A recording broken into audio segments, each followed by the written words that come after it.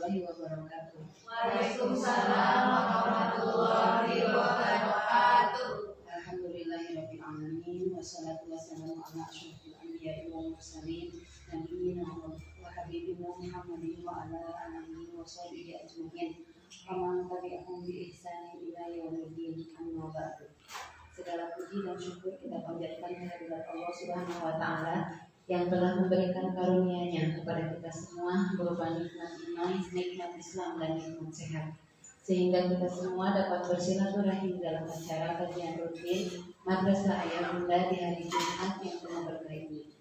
Shalawat dan salam kita limpah curahkan kepada teladan kita semua, baginda Rasulullah Muhammad SAW, kepada keluarganya, para sahabatnya, dan para pengikutnya yang setia hingga akhir zaman.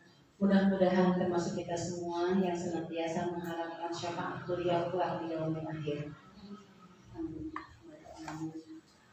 Selanjutnya langsung saja ke acara inti, yaitu tausiah yang akan disampaikan oleh Ustaz Imam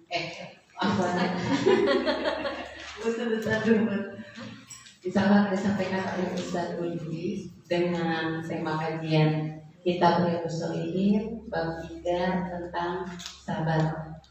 Kepada Ustaz kami persilakan.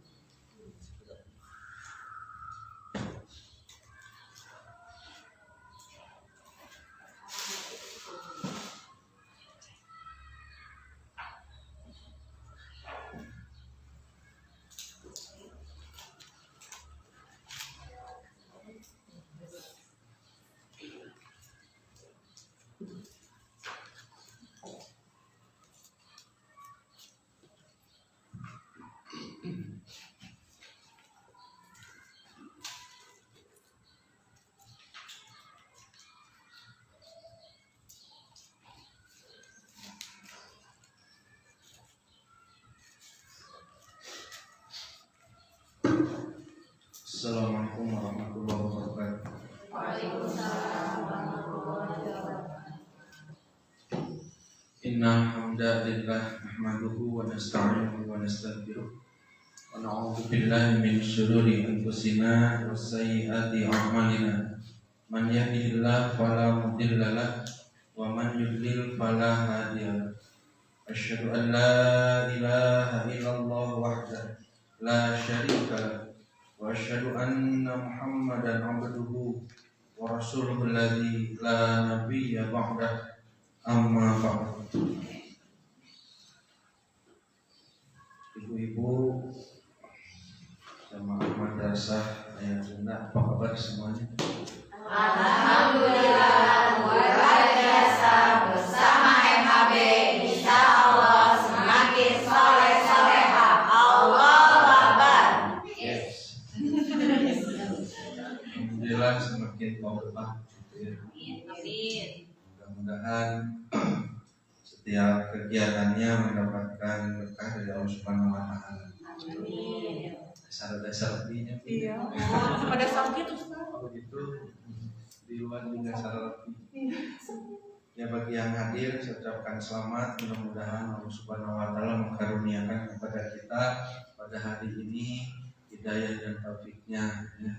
Dan juga kepada yang sedang sakit mudah-mudahan diberikan kesabaran.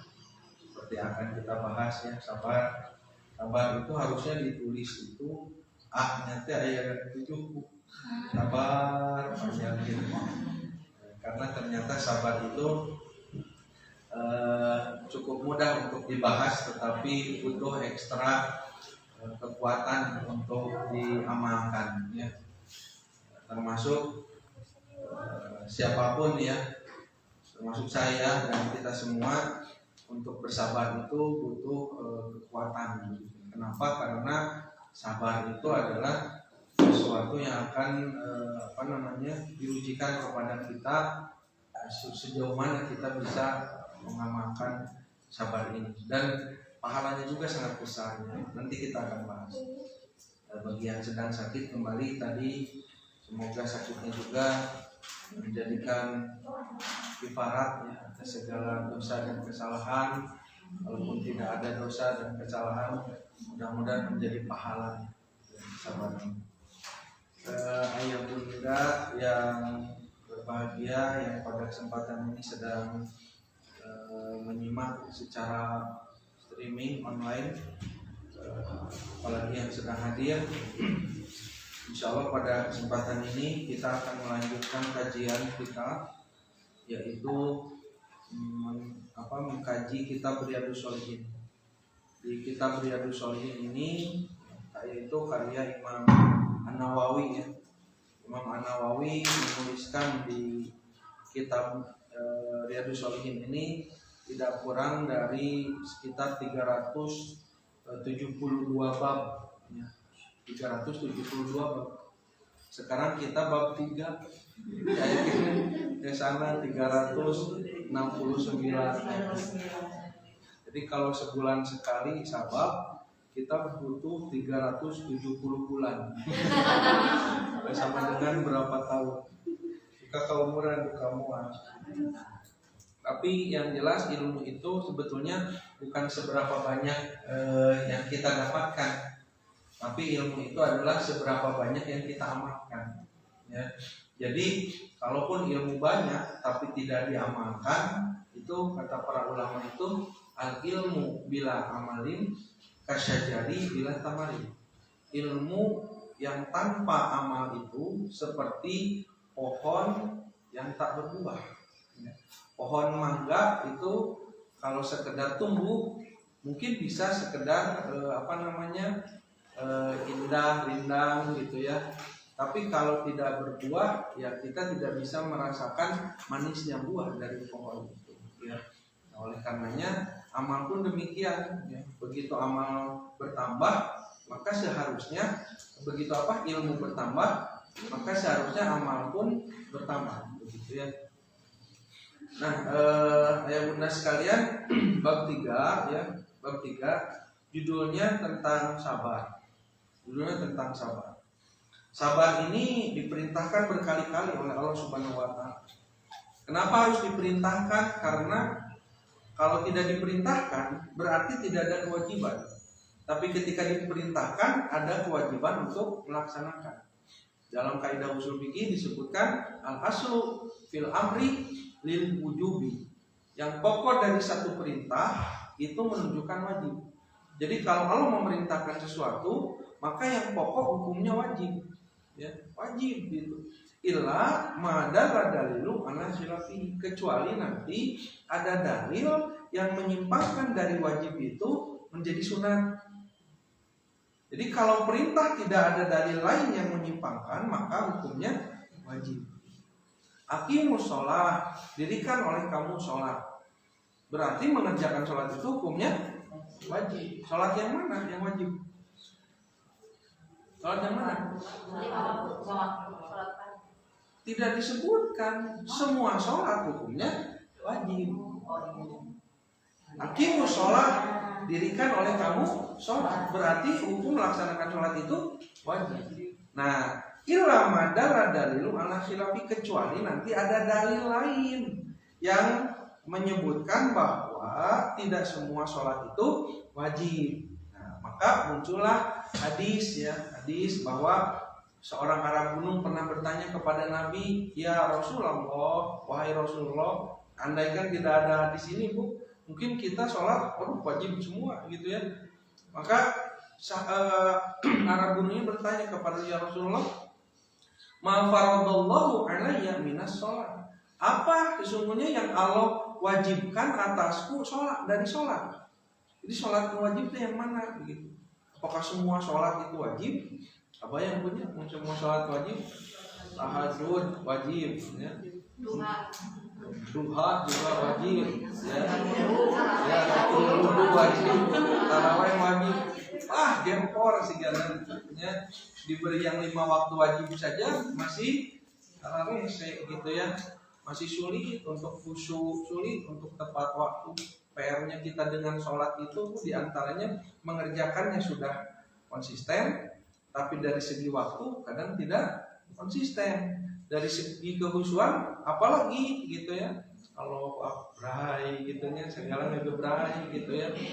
Jadi ada orang sholat dari takbir sampai salam, begitu salam karek inget tapi tikir sholat sebenarnya. Itu nah ada ngalamun wae sholat. Belum lagi dari bacaannya, belum lagi dari gerakannya gitu ya sholat. Nah itu perintahnya wajib kecuali ada yang menyimpang. Nah Allah perintahkan di sini ya ayyuhalladzina amanusbiru wasobiru.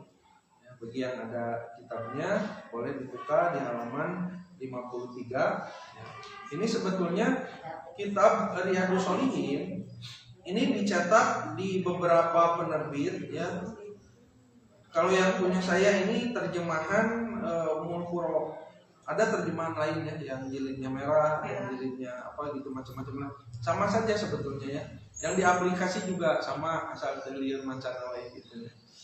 Kenapa? Karena kadang yang di aplikasi itu kadang tidak ada harokatnya, kadang Arabnya tidak dicantumkan, cuman terjemahnya gitu, macam-macam lah gitu ya. Tergantung kesukaan lah, silahkan. Pengen yang murah, nyamarin eta gratis, kemudian aplikasi gitu. Pengen lebih berkah beli kitabnya. Kenapa saya sampaikan lebih berkah beli kitabnya? Karena ada kontribusi gitu ya bagi orang-orang yang berjasa sampai kitab ini hadir begitu. Ada kontribusi. Terus bacanya juga enak. Nah, Imam An-Nawawi mencantumkan di kitabnya bab sabar.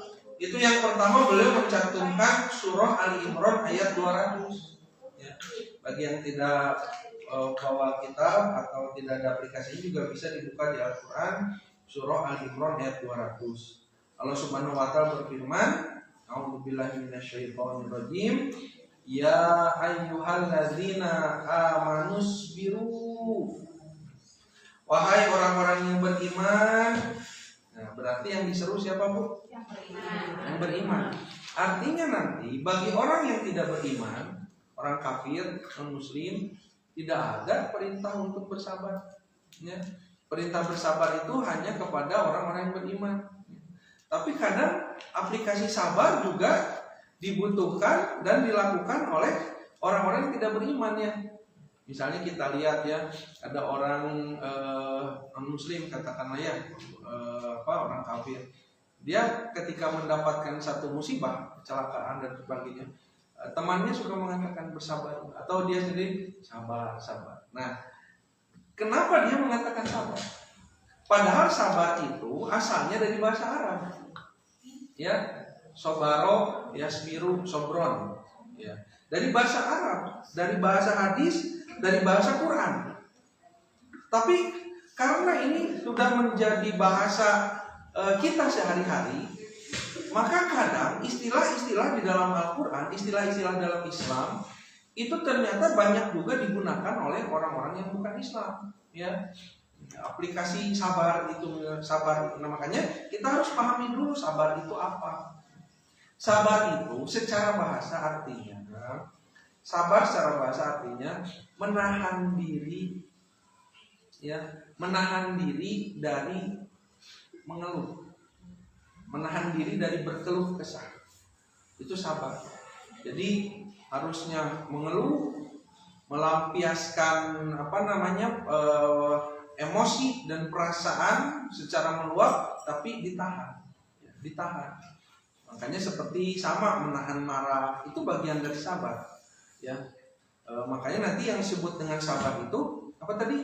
Menahan diri dari berkeluh kesah. Ada ujungnya yang berlebihan atau melampaui batas. Bu, gini ya. Ada orang sedih misalnya salah satu bentuk kesedihan disebabkan oleh seseorang ditinggal mati katakanlah ya oleh orang yang disayangi, oleh orang yang dicintai, oleh orang yang kita harapkan keberadaannya, lalu kemudian meninggal, maka sedih. Nah, kesedihan itu adalah afalul qulub, pekerjaan hati yang wajar. Tetapi nanti ketika luapan emosi kesedihan, ya, perasaan kesedihan, kemudian diluapkan dengan cara yang berlebihan. Nah, bagaimana disebut cara berlebihan itu? Berlebihan itu artinya melampaui batas. Apa yang disebut dengan melampaui batas? Melampaui batas itu artinya melampaui dari batasan yang sudah Allah atur, tetapkan. Misalnya ditinggal mati, sedih, nangis, boleh tidak? Boleh. Boleh. Bahkan jangankan kita, Nabi pun sama. Suatu saat Nabi ditinggal mati oleh anaknya, anak laki-lakinya umur 16 tahun, 16 bulan. 16 bulan teh lagi segimana-gimananya ya. Tahun setengah itu udah bisa jalan, udah ya. Lagi lucu-lucunya udah. Lagi lucu dah anak teh Bu, kalau kita lihat ya, sampai usia kelas 1 SD ya, kelas 1 SD, kelas 2 SD lah gitu. Umur 7 tahun sampai 7 tahun biasanya, sampai umur 0 sampai 7 tahun itu kita itu melihat darinya itu sesuatu yang mengenakan saja, sesuatu yang menggembirakan, lucu gitu ya. Apalagi anak masih kecil ya, umur 5 tahun, 6 tahun gitu, masuk sekolah nih hari pakai seragam lagi lucu gitu nya, kulitan penting lucu gitu ya. Nangisnya, ketawanya, bayangkan anak-anak kita gitu ya. Begitu naik ke anak di kelas, mulai kelas 3 mulai sudah kelas 3 ayah namanya gitu ya. Ini itu gitu ya, sesuatu yang kadang berbeda dengan apa, dengan logika kita berpikir ya. Kata kita mah udah cukup, bagi dia mah nggak cukup gitu. Ini kan mending ini mending gitu, pakaiannya, kemudian apa, makanannya dan sebagainya. Boleh itu. Makanya 0 sampai 7 tahun mah lagi lucu-lucunya anaknya. Lagi lucu-lucunya. Jadi kalau ada anak segini gitu ya berbahagia, nikmati gitu ya, nikmati. Nah, karena udah fase 7 tahun sampai 14 tahun itu nanti fasenya lain lagi, kita menyikapinya gitu. Sok aya rudet nah gitu ya, sok aya rungsing nah. Tapi di situ pun ada sesuatu yang satu saat kita akan kehilangan lagi. Usianya sudah lebih dari 14 tahun, itu sudah lain lagi dia itu. Sudah tahap remaja itu sudah lain lagi. Nanti ada ilmu khusus yang menyikapi anak-anak remaja. Anak-anak remaja itu kadang kalau kita salah mempersepsikan, bisa jadi salah. Kita anggap anak-anak remaja itu anak-anak yang dia itu penuh dengan kesalahan begitu ya. Padahal enggak. Jadi kita yang harus menyesuaikan persepsi. Nanti yang kita bahas di parenting ada kajian itu 0 sampai 7, 7 sampai 14, 14 sampai dewasa dia gitu ya. Itu cara penyikapannya itu berbeda.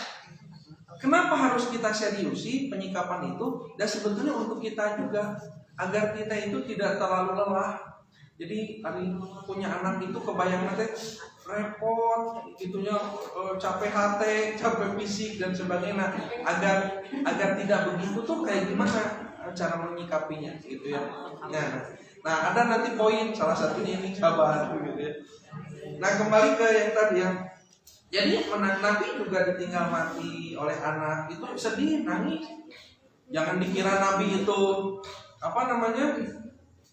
kayak robot. Dan Nabi itu kan yakin dengan takdir lalu tidak menangis. Nabi pernah oleh sahabat ditanya, ya Rasulullah, kenapa engkau menangis? Bukankah engkau Nabi? Bukankah engkau lebih meyakini terhadap takdir Allah? Ini kan takdir Allah gitu ya. Nabi gitu ya. Inna ma'ana basyarun mislukum. Kata Nabi itu, aku juga manusia sama seperti kamu gitu ya. Aku punya hati begitu ya. Yang ketika sedih ya sedih, menangis ya menangis. Tapi ada batasan kata Nabi, mana yang menangis itu tidak boleh. Nah, bagaimana? Yaitu yang melampaui batas. Contoh ya, orang kalau melampaui batas dari kesedihan ya, maka dia sudah termasuk orang yang tidak bersabar. Bagaimana cirinya? Satu, cirinya itu dia berteriak menjerit-jerit, berteriak-teriak. Wah, kegorokan begitu ya, berteriak. Makanya Nabi tegur gitu, orang yang berteriak sampai suaranya melebihi suara yang sewajarnya, itu sudah masuk kategori suara keledai, suara yang dilaknat. Makanya kalaupun harus menjerit ya menjeritlah, tapi ada batasnya, tidak sampai wah gitu ya, nggak begitu ya, nangis saja gitu. Nangis silahkan, jangan sampai menjerit-jerit berteriak-teriak. Kenapa? Karena itu disebutnya tangisan jahiliyah. Menjerit-jerit itu tangisan jahiliyah. Hanya orang-orang jahil, orang-orang yang tidak yakin kepada Allah, ya, orang-orang yang tidak memiliki kesabaran, orang-orang yang berteriak. Selain berteriak, apa yang kedua? Yang kedua biasanya suka menyakiti diri, memukul-mukul diri, begitu ya, menempeleng pipi sendiri, atau ngadagot-dagot tentara kalau saya mau, gitu ya. Nggak boleh. Atau sampai merobek-robek baju, begitu.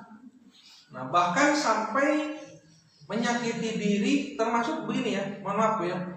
Kalau kita ditinggal mati atau kesedihan kita sangat dalam gitu ya, biasanya kadang kan tidak mau makan, tidak mau minum, malas gitu, jangankan lihat makanan enggak mau. Tapi ya, kalau kita tidak makan itu bagian dari menyakiti diri. Makanya kalaupun tidak selera makan, makanlah sesuatu yang setidaknya cukup untuk menegakkan tulang punggung. Maksudnya tidak sampai menyebabkan dia sakit, tidak sampai menyebabkan dia menderita kesakitan. Makanya kalaupun tidak selera dengan makanan, paksakan begitu dalam keadaan sedih begitu. Paksakan walaupun sesuatu gitu ya yang cukup. Kenapa? Karena itu bagian dari sesuatu yang melampaui batas, yang dilarang. Nah itu tidak termasuk orang yang sabar. Nah begini ya. Nanti saya lompat-lompat saja dulu lah. Di antara keutamaan orang yang bersabar itu kan, contoh misalnya orang yang ditinggal ini ditinggal mati. Orang yang ditinggal mati, contoh misalnya gini, karena yang kita itu beda ya, ditinggal mati sama orang tua dengan ditinggal mati sama anak. Bu, mana yang lebih menyedihkan bagi kita? Anaknya ditinggal orang tua mah biasa gitu, suka merasa wajar begitu ya, kita tuh suka merasa wajar. Sedih ya, sedihnya tuh biasanya karena apa sih? Ketika orang tua meninggal, sedihnya itu karena kita mengingat jasanya dan ketika kita tidak mampu untuk berbakti yang maksimal. Kalau bakti kita maksimal ke orang tua, bakti kita maksimal, udah segala diurusin, udah apa, biasanya orang sedihnya tidak terlalu sedih. Tapi kalau merasa bakti kita itu sangat minim ke orang tua, sakitnya nggak ngurusin gitu ya, nggak nungguin, nggak ikut dan sebagainya, maka terasa sekali sedih. Kenapa? Karena kita merasa bahwa kita tidak berbuat apa-apa.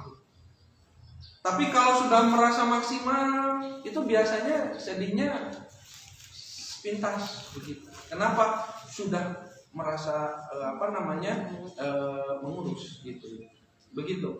Tapi kalau ke anak, sakitnya itu bukan karena jasanya. Sakitnya itu bukan karena kita tidak mengurusnya, kita urus tiap hari. Kita kasih makan tiap hari. Kita kasih pakaian yang bagus, kita sekolah, tapi ditinggal mati oleh anak itu kesedihannya sangat mendalam. Kenapa? Karena saking cinta dan rasa memiliki kita kepadanya. Saking rasa memilikinya tinggi. Makanya seseorang ketika rasa memilikinya tinggi, maka akan muncul yang namanya pengorbanan. Makanya akan ada muncul dari lisan orang tua ya, daripada kamu yang mati, nah biar ibu aja, biar ayah saja, begitu ya. Begitu kepada anak itu. Pada anak. Makanya ketika ditinggal mati oleh anak, kesakitan yang sangat mendalam itu luar biasa dirasakan. Dan Allah tahu itu. Karena yang memberikan hati kepada kita kan Allah. Makanya sebagai gantinya, nah itu ya, kompensasi dari ditinggal mati ya orang tua ya oleh anaknya yang belum balik gitu ya. Maka kata Nabi apa? Dijanjikan oleh Allah adalah surga. Surga. Tapi kita pada saat itu seolah-olah tidak membutuhkan surga. Ya Bu ya. Nah, seolah-olah pada tidak membutuhkan surga, hanya ingin anak kita itu hidup begitu. Hanya ingin dia kembali, bahkan tidak rela, bahkan sampai ada orang tua nungguin di kuburannya ya berhari-hari begitu. Nah, maka dari itulah kenapa dilarang. Ya, dilarang sampai melampaui batas seperti itu. Karena Allah sudah gantikan untukmu kesedihan kamu itu dengan surga. Makanya setiap ada anak meninggal begitu ya, maka bagi orang tuanya surga, bagi orang surga. Ya, sebagai apa? Sebagai apa ya istilahnya, penghibur dari Allah Subhanahu wa taala begitu. Ya. Tapi ketika orang tua itu mampu bersabar. Kalau tidak mampu bersabar seperti tadi, dia menjerit-jerit, dia melukai diri, dia menyakiti dirinya sendiri, begitu ya. Lalu dia sampai meninggalkan sesuatu yang seharusnya dia kerjakan, begitu ya. Meninggalkan baktinya kepada suami, meninggalkan kewajibannya, bahkan meninggalkan sholat dan sebagainya. Itu tidak menjadi orang yang bersabar, maka surga itu menjadi hapus. Tidak berhak. Kenapa? Karena bukan sekedar ditinggal matinya, tapi di situ ada kesabaran tatkala ditinggal mati, begitu. Nah, maka ini yang harus kita tanamkan kepada diri kita, ya. Bisi gitu ya, kata Baca Sunnah, bisi kealaman. Ya. Kalau kejadian kepada kita, setidaknya kita siap dari segi ilmu. Nah, orang kalau tidak siap dari segi ilmu, ya begitu, ya. Tapi kalau siap dari segi ilmu dan yakin bahwa ini adalah bagian dari qada dan qadarnya Allah, gitu ya, maka cara menyikapinya benar. Bukan tidak boleh sedih, tapi hati-hati dengan keberlebihan dari kesedihan karena hanya menyebabkan kecelakaan. Kenapa? Ya tidak sabar, jadi hilang pahalanya. Gitu ya. Nah, baik, kita lanjutkan ya. Jadi definisi sabar itu apa tadi? Menahan diri dari mengeluh atau berkeluh kesah secara berlebihan atau melampaui batas. Nah, sabar itu ada 3, ya.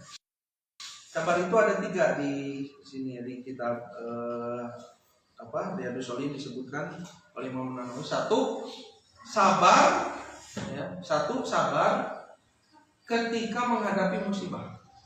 1, ini yang pokoknya. Yang kedua, ya, sabar. Yang kedua, sabar dalam ibadah. Sabar dalam beribadah, ya, dan sabar dalam melaksanakan ibadah. Yang ketiga, sabar dalam meninggalkan kemaksiatan. Ada 3 sabar. 1 sabar ketika musibah, mengalami musibah. 2 sabar dalam melaksanakan ibadah.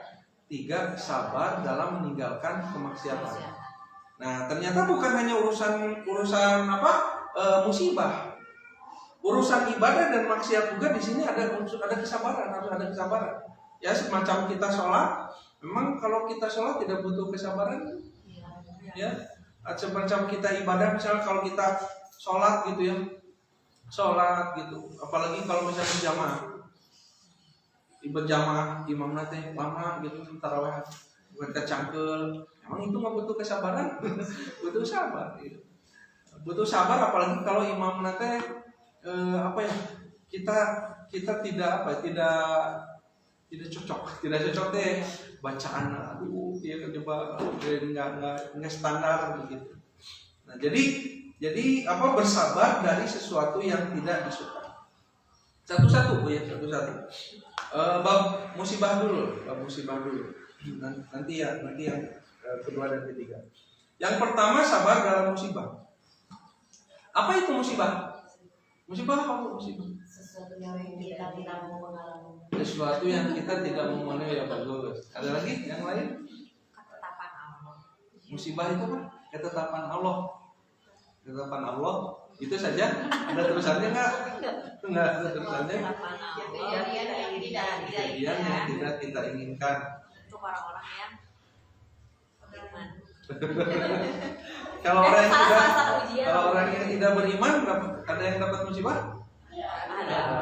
Nanti musibah itu kan menimpa itu 1 kepada individu, 2 kepada secara global. Secara individu itu perorangan, ya. Secara global itu seperti bencana alam, itu kan global, ya. Tapi kalau secara individu perorangan, nah nanti beda. Nanti secara individu musibah yang menimpa kepada seseorang, baik secara global ataupun secara individu dia rasakan sendiri. Nanti pada hakikatnya, ya, akan berdampak kepada masing-masing. Atau gini lagi, gempa bumi atau apalagi banjir atau apalagi tsunami, longsor, pokoknya bencana alam yang sifatnya global. Banyak orang yang terkena pada saat itu, baik orang yang beriman, orang yang tidak beriman, orang yang baik, orang yang jahat, ada di situ kan, barengan semuanya. Jadi kejadiannya sama. Nah itu musibah. Berarti semua orang bisa dapat musibah. Nah masalahnya ketika mendapatkan musibah, si musibah itu ada 3 dampaknya. 1, menjadi ujian, menjadi siksaan, azab dan siksaan, atau menjadi sebuah peringatan.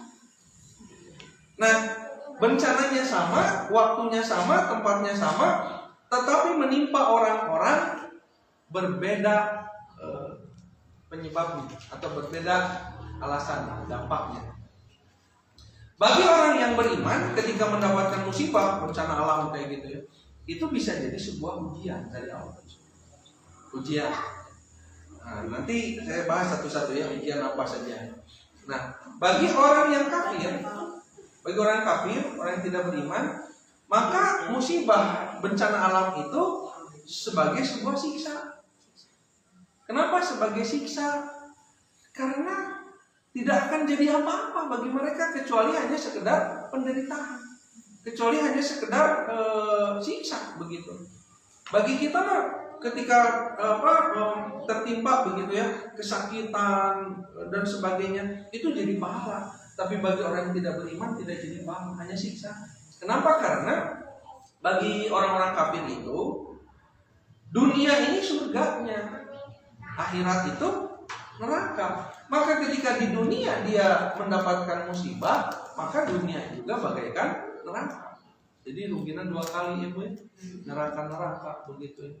Makanya kalau jadi orang kafir, saran saya begitu ya, pokoknya soknya nikmati dunia, nikmati pada bebas lah gitu, tidak dilarang apapun oleh Allah gitu ya. Kenapa tidak dilarang apapun? Ini silakan, surganya orang kafir itu di dunia.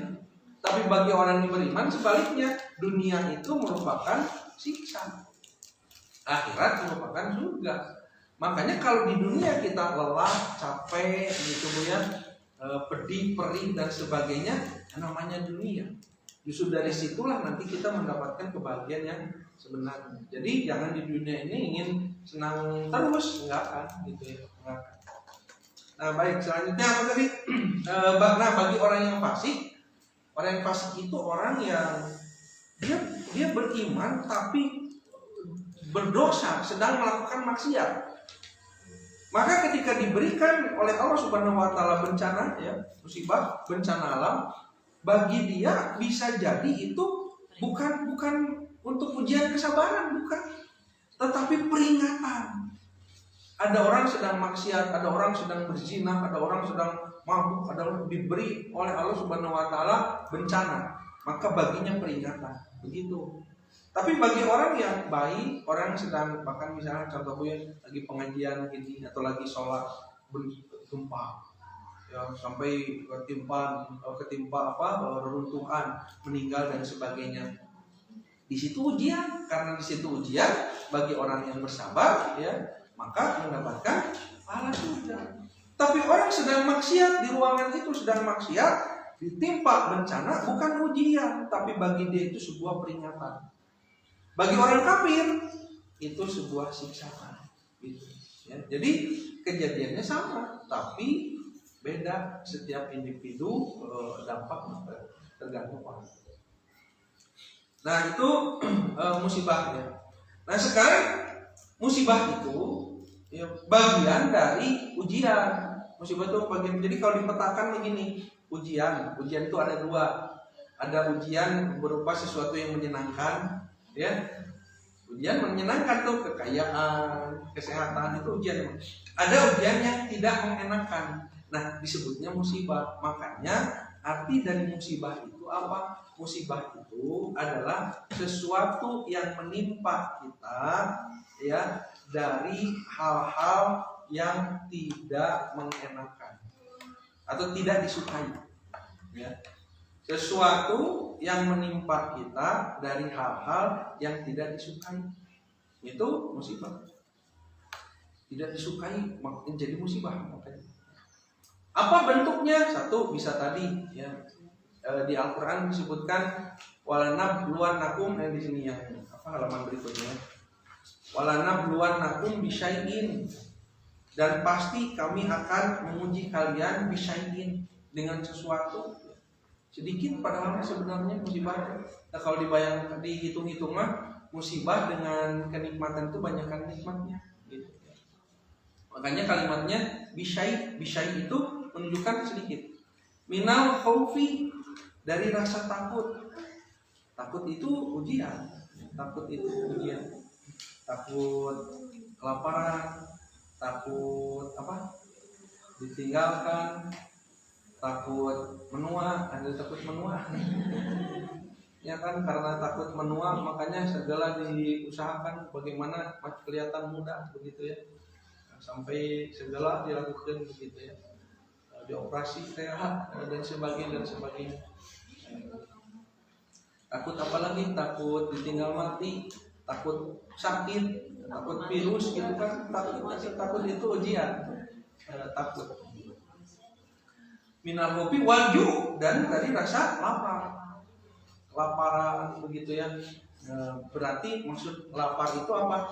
Takut tidak punya rezeki ya. Jadi tidak punya harta, tidak bisa makan, itu ketakutan macam. Nah, itu bagian dari ujian. Nah, nanti Allah Subhanahu wa taala berikan musibah itu gitu ya. Satu ya tadi dari sesuatu yang tidak kita sukai. Nah, ketika kita mendapatkan sesuatu yang tidak disukai nih, maka ingat, sesuatu apapun yang menimpa kita dari sesuatu yang tidak mengenakan, maka yakinilah di situ ada kebaikan. Jika kita bersabar. Bagaimana cara bersabar? Nah, satu tadi tidak berlebihan. Cara bersabar ya. Yang kedua, menahan diri. Contoh kalau misalnya dari marah, sabar dari marah berarti menahan marah. Maksud menahan marah apa? Berarti marahnya tidak berlebihan. Boleh tidak marah? Boleh.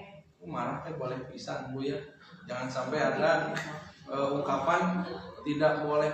Kan Nabi pernah bersabda begini, la taghdab. Jangan marah. Jangan marah di situ maksudnya apa? Bukan tidak boleh marah. Pekan yang lalu sudah kita bahas ya. Marah, dua macam marah yang diperbolehkan dan yang tidak diperbolehkan. Nah, yang ketika yang tidak diperbolehkan itu salah satunya adalah yang disebut dengan godbun gitu. Godop itu kemarahan yang meluap-luap gitu, sampai mengeluarkan kata-kata kasar, kata-kata teriakan dan sebagainya begitu. Itu kemarahan yang tidak benar. Sabar itu berarti menahan diri dari marah untuk tidak meluap-luap. Atau dari berkeluh kesah. Bagaimana cara sabar dari berkeluh kesah? Berkeluh kesah boleh tidak? Boleh, kan manusia itu adalah makhluk yang berkeluh kesah. Berkeluh kesah kalau dapat sesuatu mengeluh gitu ya. Tadinya belum punya suami, pengen punya suami, udah punya suami, dikeluh. Suami saya mah begitu ya. Pengen punya anak, udah dikasih anak, mengeluh juga. Anak saya begini. Pengen punya harta, dikasih harta, mengeluh juga. Mengeluh dari segi jumlah gitu ya. Mengeluh sembah mengeluh. Pakaian mengeluh, dan orang semakin banyak mengeluh maka semakin menderita gitu ya. Semakin menderita orang yang banyak mengeluh menderita ya. Kenapa? Karena nanti sebaliknya dengan bersyukur. Nanti ya belum kebahas ke bab syukur. Bab syukur itu sebalik daripada sabar. Orang yang bahagia itu adalah orang yang mampu bersyukur. Nah, berarti sebaliknya orang yang tidak bahagia itu orang yang tidak mampu bersyukur atau tidak bersabar. Sabar. Nah, kemudian apa? Menahan sakit. Pernah sakit? Terus dengan sakit itu kemudian kita itu merasakan bahwa tidak nyaman, tidak enak begitu ya. Maka ketika kita bersabar begitu ya, artinya tidak banyak mengeluh. Nah, orang-orang yang bersabar itulah orang-orang yang nanti dari apapun yang menimpa kepadanya pasti akan lahir kebaikan. Jadi yakin saja ada kebaikan di sini begitu. Satu, kebaikannya minimal rasa sakit itu akan menjadi pahala. Bu, setiap sakit, setiap cubitan, setiap sakit yang dirasakan begitu ya, maka itu akan jadi pahala. Selama kita bersabar, termasuk sakit hati begitu ya. Suka sakit hati. Dan orang biasanya sakit hati itu ya lebih banyak disebabkan oleh orang-orang yang terdekat gitu ya. Semakin dekat seseorang itu, maka semakin besar potensi untuk menyakiti gitu ya. Jarang orang sakit hati oleh orang yang jauh gitu, yang selewat, yang jauh. Sering sakit hati itu orang yang sering kita berada di sisinya, dekat. Makanya punten ya, misalnya gini ya, kalau misalnya ada yang sudah menikah, terus masih tinggal dengan orang tua, masih serumah dengan orang tua, coba perhatikan, akan banyak sakit hati gitu sama orang tua gitu ya. Orang tua juga akan banyak sakit hati sama anak. Kenapa? Lumayan ada diam di satu tempat. Coba kalau berpisah mah kalau jauh nggak akan gitu ya. Nah makanya orang yang paling banyak disakiti hatinya atau menyakiti hati orang-orang yang terdekat di situ. Makanya kenapa seorang istri kalau ditanya, Bu, misalnya ibu ditanya, siapa yang paling sering menyakiti kita? Siapa Bu yang paling sering menyakiti hati? Kalau jawabannya, Cik coba jawab dulu deh. Jawab dulu. Bisa beda-beda. Siapa yang paling, bagi seorang istri, siapa yang paling sering menyakiti hatinya? Siapa? Suami. Berarti normal. Ibu berarti normal. Kalau misalnya ditanya, ibu ditanya siapa yang paling sering menyakiti hati ibu? Suami saya misalnya begitu ya. Itu berarti benar, itu normal. Kenapa? Karena memang begitu. Orang yang paling sering menyakiti hati itu orang yang terdekat. Maka kalau kita jawabnya bukan, kalau ibu jawabnya bukan suami, pertanyaannya berarti yang dekat dengan dia siapa? Gitu. Karena memang rumusnya begitu. Ya, sama saya juga tanya ke istri siapa kalau ini pasti dari suami, istri. Jadi siapa yang lebih dekat dengannya, maka itulah orang yang berpotensi menyakiti hati. Anak, kita dekat dengan anak dan siap-siap begitu ya, siap-siap nyelekit ATT gitu ya. Ya dan memang begitu. Tapi orang yang jauh ya tidak. Nah makanya nanti kelapangan hati begitu ya, kelapangan hati seseorang akan berbuat kebaikan. Makanya kenapa Allah Subhanahu wa taala sampaikan begini ya melalui hadis Nabi. Kata Nabi sallallahu alaihi wasallam, barang siapa, kata Nabi itu ya, seorang istri. Siapa seorang istri perempuan gitu ya. Yang dia bersabar atas perlakuan suaminya. Perlakuan suami teh baik dari ucapannya, baik dari perbuatannya, ya. Kadang kan sakit hati itu bisa jadi dari lisan, bisa jadi dari perlakuan. Nah, kemudian seorang istri itu bersabar dari keburukan suaminya, maka kata Allah apa? Sesungguhnya baginya surga. Jadi kalau ibu misalnya suami nyelaki, ayah terima kasih surga.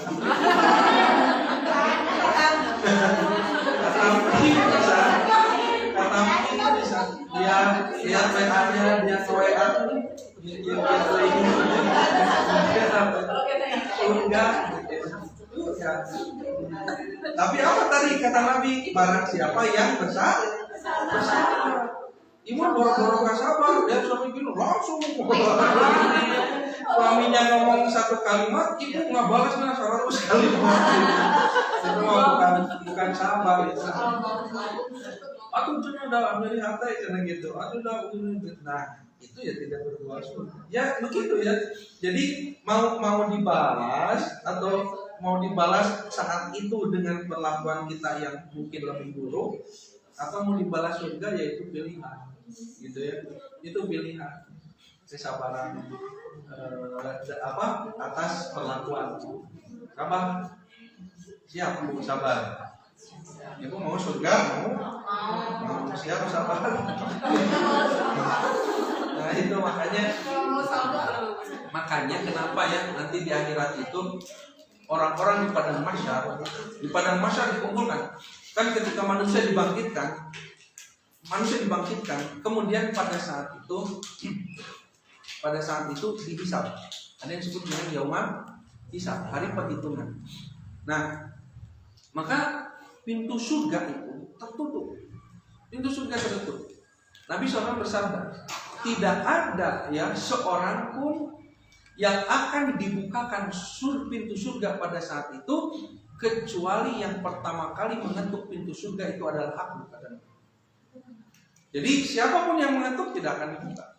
Tapi ketika yang mengetuk pintu surga itu lalu ditanya siapa engkau, lalu dijawab aku Muhammadun Rasulullah, aku adalah Muhammad dulu utusan Allah, maka dibukakanlah pintu surga. Jadi pertama kali masuk surga itu adalah Nabi Muhammad SAW masuk surga. Lalu kemudian diikuti oleh para nabi yang lain. Nah para nabi yang lain ini yang sudah Allah uji, termasuk Nabi Muhammad, Allah uji kesabarannya, Allah uji kesyukurannya. Contoh nabi yang diuji kesyukurannya siapa? Nabi Sulaiman, diberikan kekayaan, diberikan kekuatan, kemampuan dan sebagainya gitu ya. Diberi ujian keburukan, contohnya siapa? Nabi Ayub. Contoh, itu contoh paling tinggi kesabaran. Diberikan penyakit yang luar biasa, ditinggalkan istri dan sebagainya, hartanya habis begitu, udah begitu ya. Penyakit, ditinggal istri, harta habis, gak punya apa-apa gitu ya. Itu ujian kesabaran. Masuk surga, semua masuk. Nah, sudah semua masuk surga. Nanti itu kemudian kalau per orang yang pertama kali masuk surga setelah itu adalah Abu Bakar. Nabi kan pernah bersabda begitu ya.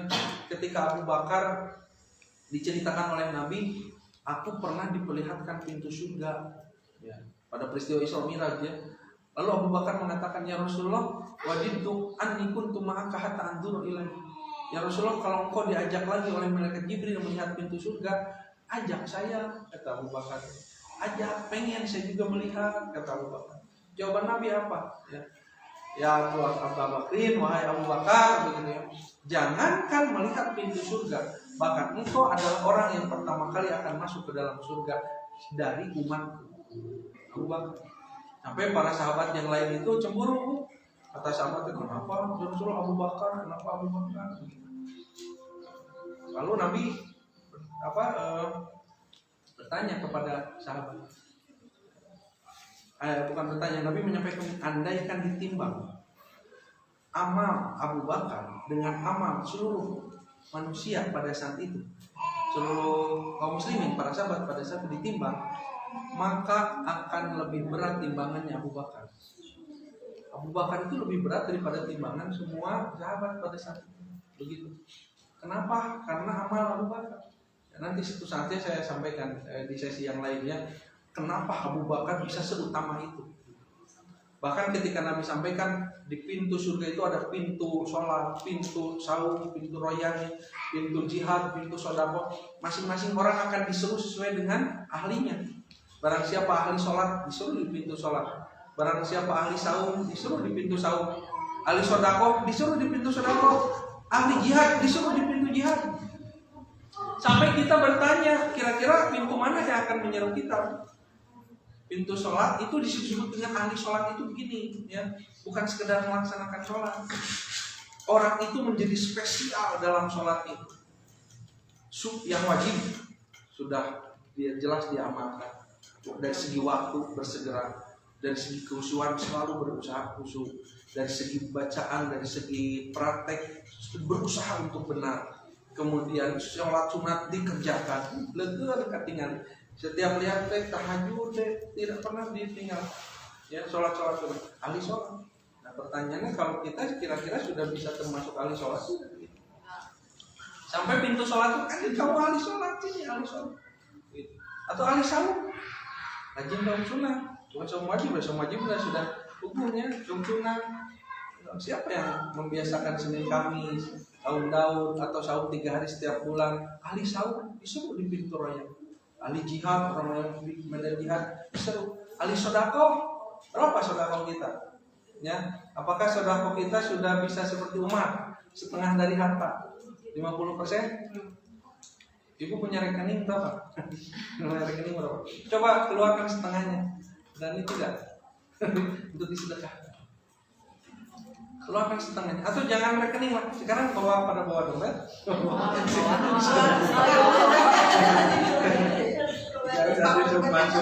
Coba mau diperkeluarkan berapa gitu. Pilihan gitu ya.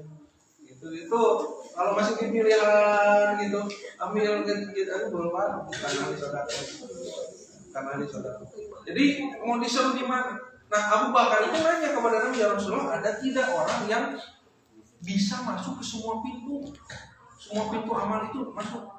Kata Nabi, ada. Dan salah satunya adalah engkau. Nah, Abu Bakar mau ditanya ke Nabi gini ya, orang-orang kumpul gini. Kata Nabi, siapa yang tadi malam sholat malam? Acung, Abu Bakar. Dan yang lain acung, ada yang enggak. Siapa yang hari ini saum? Abu Bakar, acung. Yang lain ada yang saum, ada yang enggak. Siapa yang hari ini menjenguk orang sakit? Abu Bakar, acung. Yang lain ada yang enggak. Engkau dia mah saum tapi tidak menjenguk. Dia sholat tapi tidak melakukan yang lain. Abu Bakar semua ditanya lagi. Siapa yang hari ini memberi makan fakir miskin?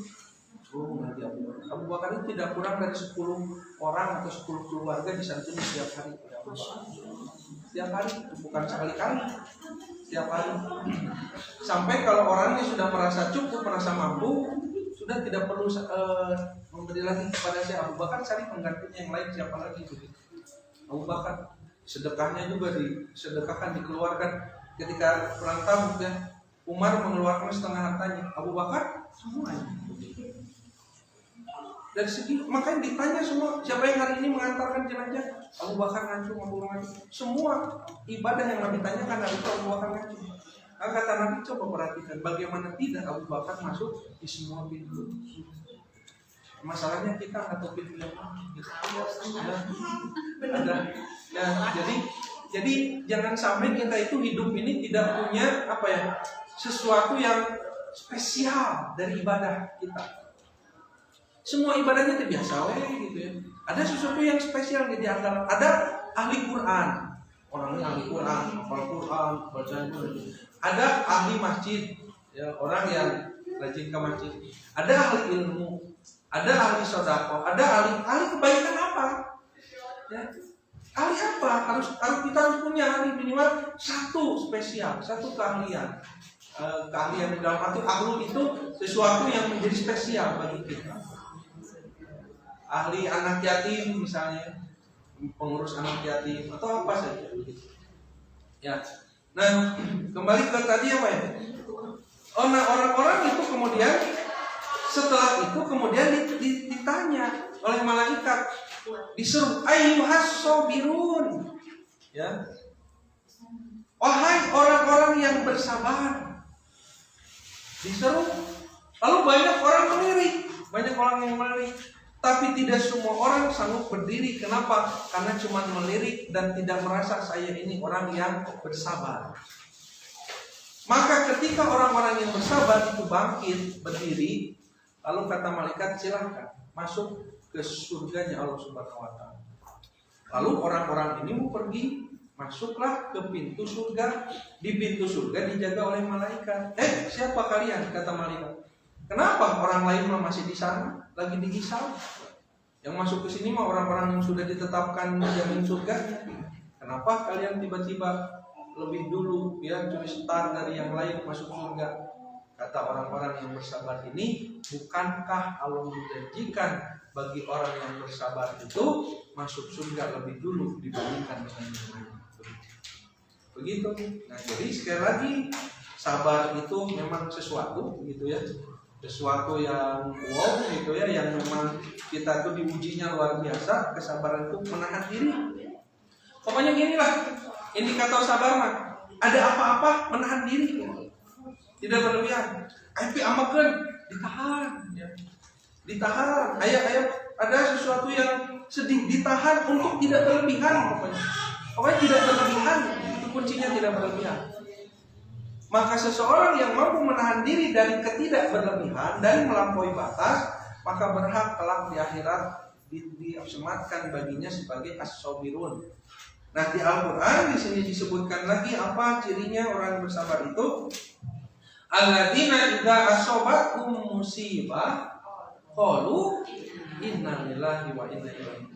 Dan idza asobathum musibah, apabila dia ditimpa suatu musibah, maka dia berkata inna lillahi wa inna ilaihi raji'un. Jadi inna lillahi itu untuk yang meninggal saja atau tidak? Tidak, untuk yang mendapatkan musibah. Jadi kalau misalnya meninggalnya seseorang kemudian tidak merupakan suatu musibah, malah ada yang bersyukur. Syukur cenah saya cenah lawan gitu ya. Setelah dia mati aman begitu ya. Maka tidak ada inna lillahi bagi dia. Kenapa? Itu bukan suatu musibah. Ya, tapi disebut kematian itu disebut musibah ketika matinya dia itu ya ada berdampak sesuatu yang tidak enak begitu bagi yang meninggalkan. Itu musibah. Innalillahi. Nah, apa makna innalillahi? Innalillahi sesungguhnya apa Bu artinya? Innalillahi sesungguhnya kami. Jadi nanya itu panjang ya, bukan innalillahi. Inna sesungguhnya kami lillahi, li di situ lil milki, milik Allah. Jadi kalau kita yakin kita milik Allah ya apa lagi, ini kan milik Allah. Hanya kita pada saat itu sedang dititipi. Ya kayak kita kehilangan sesuatu yang memang milik Allah begitu ya. Milik yang punyanya gitu ya. Nah, kalau dibahas lagi mah panjang dan sepertinya sudah paham lah, sudah banyak yang menjelaskan ya bahwa ketika kita kehilangan sesuatu ya, semakin sedih kita itu, semakin merasa kehilangan itu karena apa? Karena kita semakin besar rasa memilikinya begitu ya. Semakin kita yakin bahwa ini milik Allah, maka akan berkurang rasa kehilangannya. Dititipi mobil, hilang mobil. Kalau besar rasa memilikinya kita, itu berat. Dititipi anak, dititipi suami, dititipi istri, dititipi harta. Ketika kehilangan itu sangat berat karena kita terlalu dekat, terlalu merasa memiliki, terlalu merasa memiliki. Nah itu maka diuji kesabarannya. Nah, waktunya sudah 9:30. Ada pertanyaan dulu? Silakan. Sampai jam berapa sih lupa lagi? 9:30. 9:30 ya. Sampai jam 10 itu biar pas. Ada itu ada itu ya tasnya. 15 menit. Ya sudah 15 menit. Ada pertanyaan boleh silakan. Boleh di luar pembahasan juga silakan. Kalau ada yang mau bertanya. Silakan bagi ada yang mau bertanya. Ya silakan. Kan kalau misalkan ada orang tua yang anaknya meninggal, misalnya anaknya masih kembali gitu ya, masih ada istilah gini, kalau kenal ya pakai maksudnya gimana sih Ya tadi saya sampaikan itu sebetulnya jadi bahasanya bukan bekal atau ya. Jadi kalau anak meninggal ya musibah ya. Kenapa musibah ya? Karena sesuatu yang tidak kita inginkan. Itu kan musibah, itu kan begitu ya, tidak kita inginkan.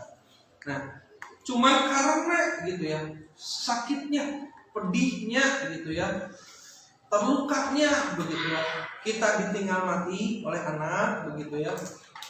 Allah itu tahu. Maka tadi saya sampaikan Allah memberikan sebuah kompensasi, memberikan sebuah ganti ya. Memberikan sebuah ganti apa? Gantinya Allah berikan kepadanya surga gitu. Ya. Jadi bukan bekal tapi ya maksudnya itu sebagai sebuah kompensasi dari Allah Subhanahu wa taala ya, dipermudah baginya mendapatkan surga Allah. Begitu. Orang tuanya Orang tuanya yang mana? Yang Bersabar. bersabar. Karena tidak sedikit orang tua yang tidak sanggup bersabar begitu ya, ditinggal mati anak. Begitu. Silakan, itu ada yang mau bertanya lagi? Ya, jadi yang silakan. Maksudnya ini mau nanya, yang pertama kan kita harus jadi ahli sedekah ya. Sedekah kepada mertua juga kan termasuk ya salah satu dari sedekah mungkin gitu. Terus tapi di sisi lain kita juga harus bersabar nih karena keadaan perekonomian kita tidak sebaik persangkaan mertua. Gimana kalau misalkan bisnis kita ini pas-pasan gitu ya, kalau misalkan dikasihin ke sana nanti ini gimana gitu, ada rasa ketakutan gitu karena kita memang mengandalkannya kan dari gaji bulanan gitu ya, kalau saja tidak ada yang lainnya lagi gitu kalau lihat dari kasat mata manusia gitu.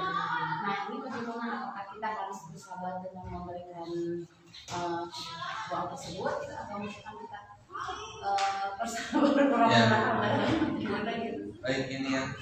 Curhat dong. Di Al-Quran Allah Subhanahu Wa Taala menyampaikan wasari'u ila magfiratin min rabbikum wa jannatin arduhas samawati wal ardu wa iddat lil muttaqin. Bersegeralah kalian terhadap ampunan Allah gitu ya. Ampunan Allah. Kalau Allah sudah mengampuni dosa kita gitu ya, sudah tidak ada karunia yang lebih besar daripada itu.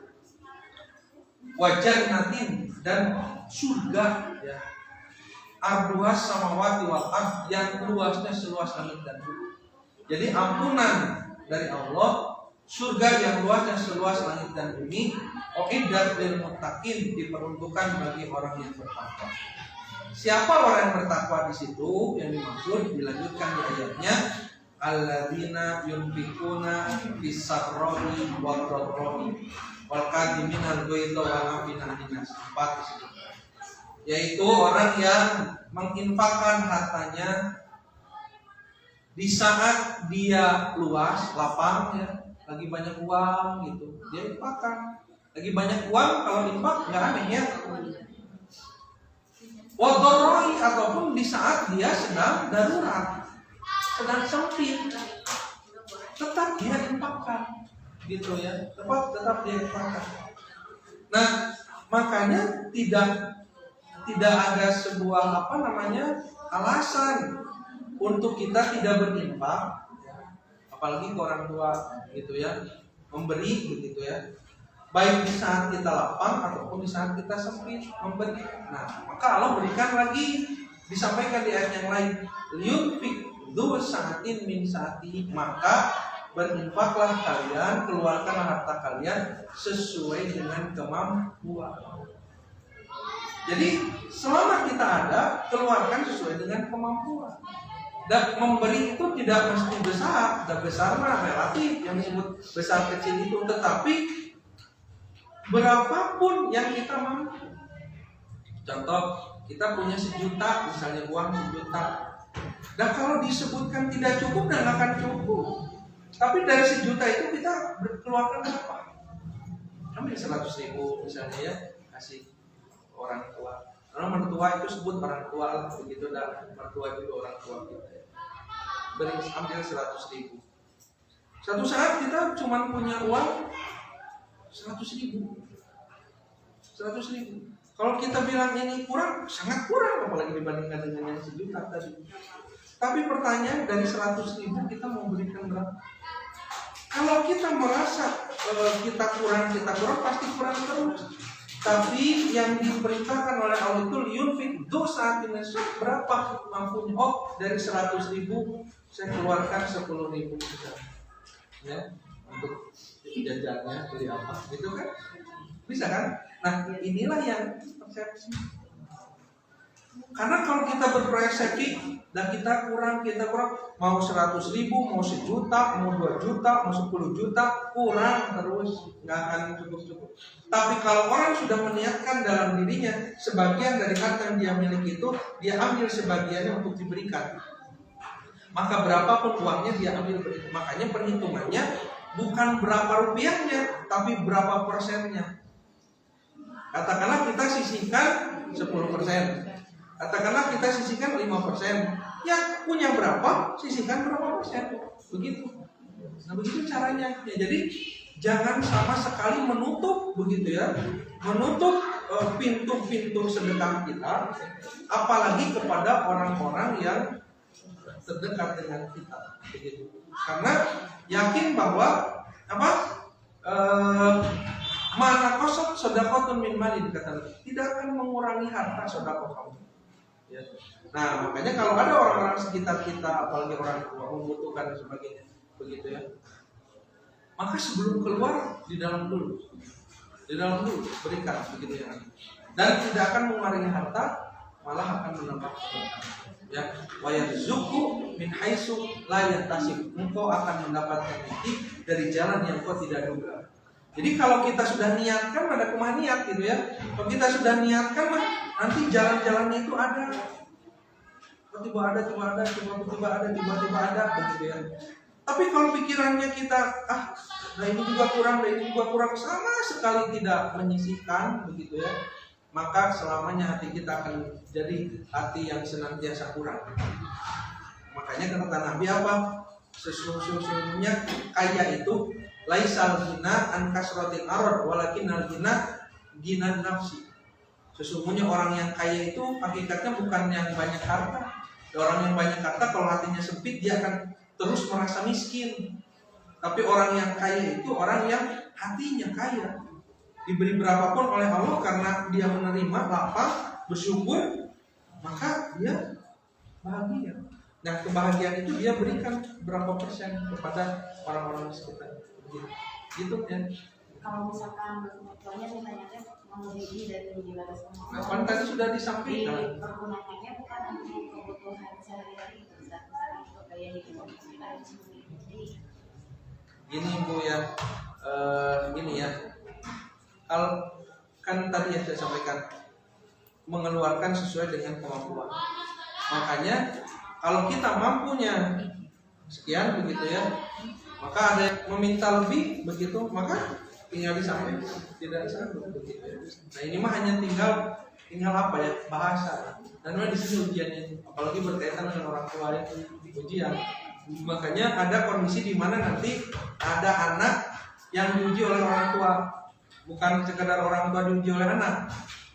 Anak diuji oleh orang tua, diuji oleh apa? Diuji oleh perilaku, bahasa dan sebagainya. Sabar tapi tetap jangan menghilangkan kebaikan. Kebaikan beri begitu. Kalau kamu terima gitu ya, misalnya tidak mensyukuri apa yang diberikan karena jumlahnya sedikit, itu bukan urusan ya, udah saja begitu. Kalau malam demikian, ada lagi yang mau ditanyakan? Cukup? Bisa ada waktu, boleh.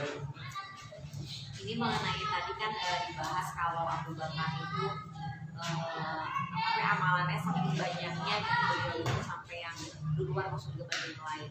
Nah, saya pernah dengar ini Ustadz bahwa ketika kita beribadah kita tuh jangan sekarang tuh kita tuh jangan di fase yang nyari amalnya sekian katanya begitu.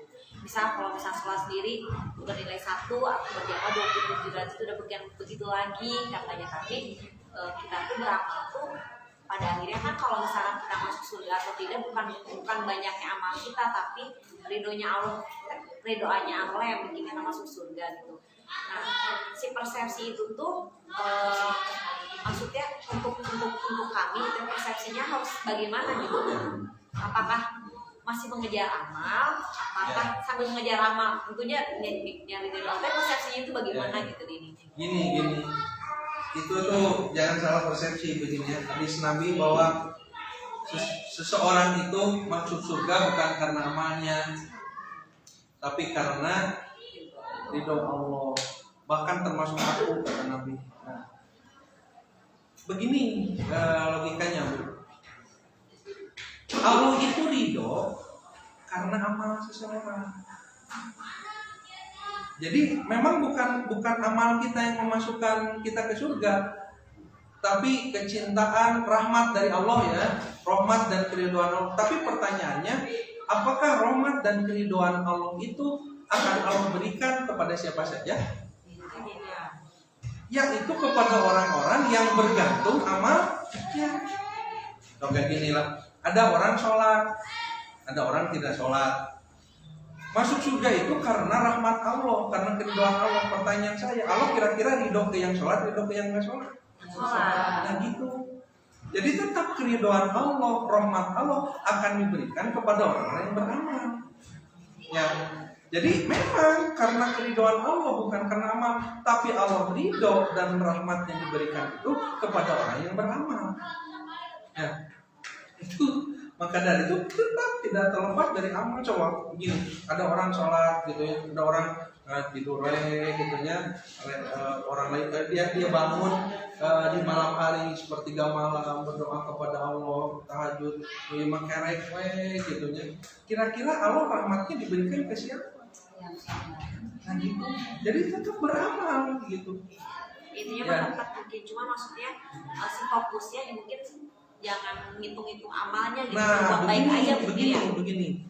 Makanya Imam Al-Fudayl bin Iyad mengatakan begini, innal amala, sesungguhnya amal itu diterima karena dua. Satu, makana lillah, ya, wa makana ala sunnati Rasulillah. Apa-apa yang dikerjakan itu karena Allah, ya, berarti hati ini mainan di hati. Dia ngerjainnya karena Allah. Maka ala sunnati Rasulullah, dan mengerjakannya sesuai dengan sunnah Rasulullah, petunjuk Rasul. Jadi bukan masalah banyak dan sedikitnya, sesuai sunnah Rasul tidak. Ya, kalau banyak tapi tidak sesuai sunnah Rasul, ya tidak akan diterima. Ya, makanya fokusnya ke situ, bukan menghitung-hitungnya, tapi kita mengerjakan sesuai sunnah Rasul. Ya. Nah, otomatis tidak dihitung juga, ada yang sudah ngitung. Malaikat kita tuh udah dipakai hitung gitu ya. Jadi nggak usah coba dihitung. Nanti juga begitu kita di akhirat, ya, ditinggalnya langsung di-scan. Oh, sekian gitu kan. Begitu ya. Jadi memang dikejar, amal itu dilaksanakan, dikejar. Mau dihitung-hitung juga silakan, dah. Mau dihitung mau nggak dihitung juga sudah ada amal. Tapi hati kita terpaut buat hati. Jadi jangan salah paham dengan kalimat bahwa masuk surga itu karena rahmat Allah, dengan begitu bukan karena amal. Dengan begitu kita mengabaikan amal, justru karena amal lah rahmat Allah diberikan kepada kita. Jadi tetap saja. Nah, makanya nanti kaitan dengan sunnah ada nanti babnya ya di kitab Riyadhus Shalihin ini, bab menghidupkan sunnah. Menghidupkan sunnah itu gini, artinya memperbanyak apa yang Nabi contohkan. Kenapa? Karena satu saat akan datang zaman di mana sunnah Nabi itu tidak ada yang menghidupkan. Orang sudah mulai melupakan. Coba di antara kaum muslimin berapa banyak orang yang suka saum 3 hari setiap tengah bulan? Semakin banyak yang meninggalkan, maka ilmu itu semakin hilang, sunnah itu semakin hilang. Maka ketika kita hidupkan, kita perbanyak, kita hidupkan begitu ya, kita termasuk orang yang menghidupkan sunnah. Dan memang dekatnya kiamat ketika ilmu dicabut, ya. Sunnah-sunnah Nabi sudah mulai ditinggalkan. Hari yang sunnah tidak dikerjakan, yang tidak disunahkan dikerjakan, bid'ah begitu ya.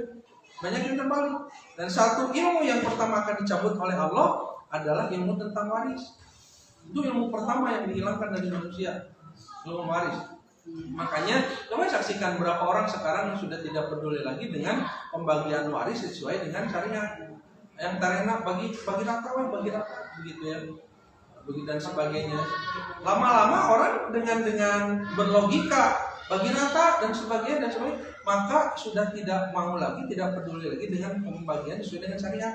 Lama-lama hilang gitu ya. Namanya ulama jadi wafatkan, penerusnya tidak ada, yang paham ilmunya nggak ada, yang mengamalkan tidak ada, hilang. Nah begitu hilang satu persatu ilmu, amal dan sebagainya, itulah mendekatkan kepada kiamat. Jadi lakukan saja amal sebaik-baiknya. Ya. Demikian mudah-mudahan bisa dipahami oleh bersama. Mudah-mudahan bisa diamalkan oleh kita semua. Kita akhiri pada kesempatan ini, mudah-mudahan Allah memberikan manfaat. Dan syakirin, dan na'imin, dan yuwafi ni'amahu, wa yuwafi majidah, Rabbana wal-kafu kama yang bagi di jalali wajhikal karimi, wa amin sultani. Allahumma anfa'na bima 'allamtana, wa 'allimna ma yanfa'una wa zidna ilma. Rabbi zidna ilma warzuqna fahma. Allahumma ighfir lana wa liwalidina warhamhuma kama rabbayana shighara. Rabbana hab lana min azwajina wa dhurriyyatina qurrata a'yun waj'alna lil muttaqina imama. Rabbana atina fid dunya hasanah wa fil akhirati hasanah wa qina adzabannar. Aqulu qouli hadza astaghfirullah li wa lakum.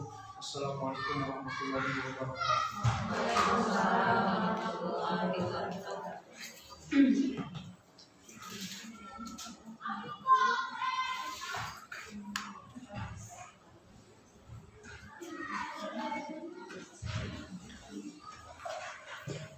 Jazakallahu khairan katsiran kepada Ustaz yang telah menyampaikan ilmunya. Semoga selalu diberkahi dan selalu diberikan kesehatan oleh Allah Subhanahu wa taala. Alhamdulillah, Ibu-ibu, kita sudah sampai pada penghujung acara. Kami ucapkan jazakallahu khairan katsiran kepada seluruh panitia, tamu undangan, serta Ustaz yang telah hadir meluangkan waktunya dan kepada semua pihak yang telah membantu baik Maryam maupun Mahrif demi berlangsungnya acara ini. Semoga Allah Subhanahu wa taala membalasnya dengan pahala yang berlimpah. Amin. Saya selaku pembawa acara mohon maaf apabila ada kata-kata yang kurang berkenan. Marilah kita duduk pertemuan kali ini untuk membaca saudara istighfar dan doa majelis.